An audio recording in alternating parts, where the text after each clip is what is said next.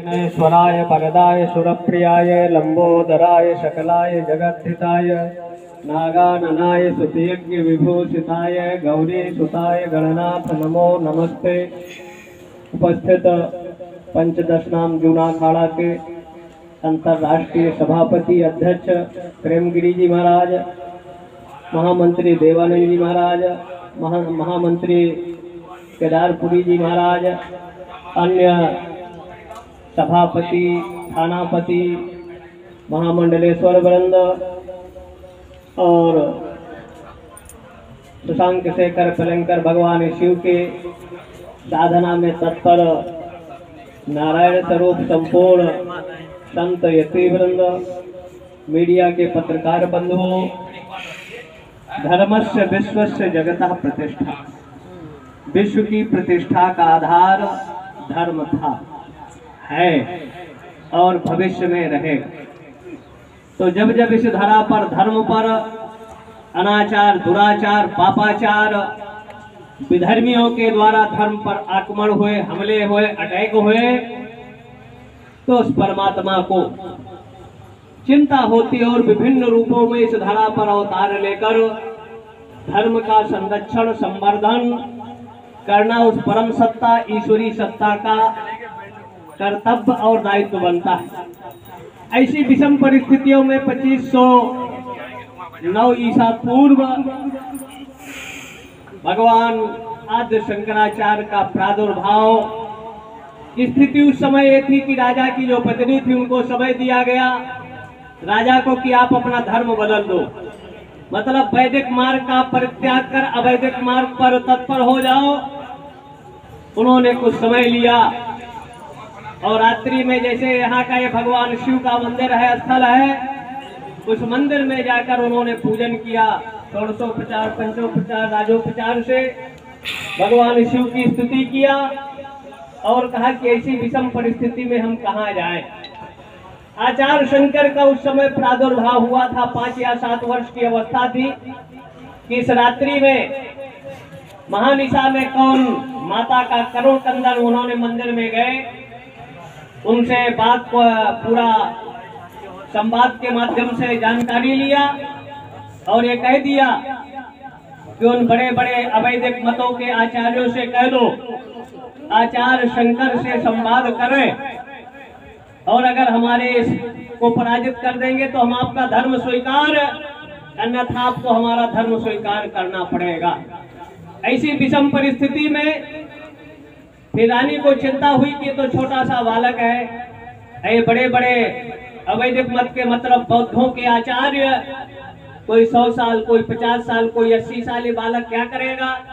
फिर उनको स्मरण आता है कि बाल रूप में कृष्ण या वामन या भगवान राम या जगत जननी परम्बा राजराजेश्वरी त्रिपुर सुंदरी दुर्गा बाल रूप में ही बड़े बड़े, अभी नवरात्रि में रक्त बीज महिषासुर चंड मुंड जैसे असुरों को जगत जननी ने समाप्त किया।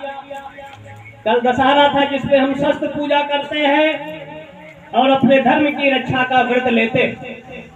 पूरे भूमंडल पर सनातन धर्म विस्तृत था, पुष्पित था, पल्लित था। आज हम कहते हैं सनातन मिटेगा नहीं, लेकिन सनातन सिकुड़ा। ईरान से हमारा आधिपत्य चला गया, ईरान, इराक, अफगानिस्तान, और अभी अगर देखा जाए तो 75 वर्ष पूर्व पाकिस्तान से हमारा वजूद प्राय समापन की ओर है, बांग्लादेश देश है और भारत के 15 प्रदेशों में भी सनातनी अल्पसंख्यक हो चुके हैं। अभी लगभग 6 महीना से ज्ञानवापी में भगवान विश्वेश्वर का प्रादुर्भाव हुआ। न्यायालय ने जांच का आदेश दिया। लगभग 4 फुट चौड़ा और 50 फुट स्वयंभू आदि विश्वेश्वर लिंग जांच में आया। शासन अभी उसको 12 फुट कह रहा है, लेकिन अगर हम प्राचीन अपने ऋषियों का मत लें तो लगभग 50 फुट से भी ज्यादा है। उसके बाद सनातनियों का सर जुदा होने लगा। फिर छड़ी यात्रा के माध्यम से, शस्त्र पूजा के माध्यम से, दुर्गा पूजा के माध्यम से हमको व्रत लेना चाहिए, संकल्प लेना चाहिए कि अखाड़ जैसे त्रिशूल, दत्तात्रेय भगवान के हाथों में अस्त्र, गणपति के हाथों में अस्त्र और जगत जननी पराम्बा के भी हाथों में अस्त्र शस्त्र है। किसी को दंडित और प्रताड़ित करने के लिए नहीं, लेकिन अगर हमारे धर्म पर, हमारी संस्कृति पर, हमारे मठों पर, हमारे आस्था के केंद्रों पर कोई अटैक करता है तो उसका मुंह तोड़ जवाब देने की जरूरत है। और ये काम हर युगों में संतों के नेतृत्व में भी ये लड़ाई लड़ी गई। संतों का मार्गदर्शन नेतृत्व मिला और संतों ने सुषुप्त समाज को, जैसे शेर कंदराओं में आलस से, प्रमाद से सोता रहता है, ऐसे हमारा जो समुदाय है आलस्य प्रमाद से अपनी कुंभकर्णी निद्रा में सो रहा है। उसको जगाने के लिए आज आवश्यकता है इस यात्राओं की। और यात्राओं के माध्यम से आचार्य शंकर ने उस समय अवैदिक मतों को ध्वस्त किया, भारत भूमि को छोड़ने के लिए विवश किया था। तो आज ये उत्तराखंड में भी बहुत से विधर्मियां, बद्रीनाथ हो, केदार हो और भी पहाड़ी क्षेत्र जहां उन्होंने अपने उपासना स्थलों का निर्माण किया है। ऐसी जगत जननी पराम्बा से हम प्रार्थना करते हैं, आचार्य शंकर हम सबको शक्ति दे, समर्थ दे कि उनका जो कार्य है पूर्ण हो और 100% उत्तराखंड वैदिक सनातन धर्म का केंद्र बने।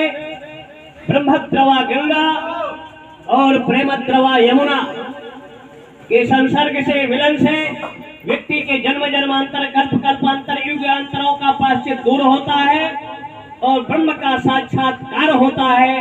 तो यात्रा अपने लक्ष्य उद्देश्य में सफल हो, पूर्ण भारत में वैदिक सनातन संस्कृति का ध्वज फहराए। जैसे भगवान भास्कर के उदय होने से अंधकार अविद्या का दूर होता है, वैसे इस यात्रा के माध्यम से अवैदिक मतावलंबी वैदिक मतों में पुनः शिक्षित हो, संस्कारित हो, उनकी घर वापसी हो और वैदिक धर्म जितना प्रबल होगा, पुष्ट होगा, तो निश्चित है हमको सफलता, सिद्धि हर स्थिति और परिस्थिति में प्राप्त होगी। क्योंकि वेद की रक्षा के लिए ही भगवान का प्रादुर्भाव होता है। वेद अनादि पौर से है। वेद का अगर देखा जाए तो कोई सीमा नहीं है, अनादि है, अनंत है। वैसे सनातन धर्म भी अनाद, अखंड, अभेद, अछेद है। उसकी रक्षा के लिए परमात्मा का प्रादुर्भाव होता है। हमारे पंचदश नाम जूना अखाड़ा के संरक्षक, अखाड़ा परिषद के अध्यक्ष, महामंत्री, अन्य संत महंत पधार रहे हैं और ये यात्रा छड़ी पूजन के माध्यम से अपने लक्ष्य उद्देश्य को प्राप्त हो और अधिक से अधिक लोगों को इस यात्रा में सम्मिलित होना चाहिए। और उसके माध्यम से जो जिनका मन, बुद्धि, चित्त, अहंकार विकृत है, तो वाणी के माध्यम से, ज्ञान के माध्यम से जैसे दीपक जलाते अविद्या अंधकार मिटता है, वैसे इस यात्रा से अवैदिक मतों का ध्वस्त हो, वैदिक मत पुनः स्थापित हो। आचार्य शंकर के काल में प्राय है कुछ वैष्णव और बौद्धों की मैत्री थी।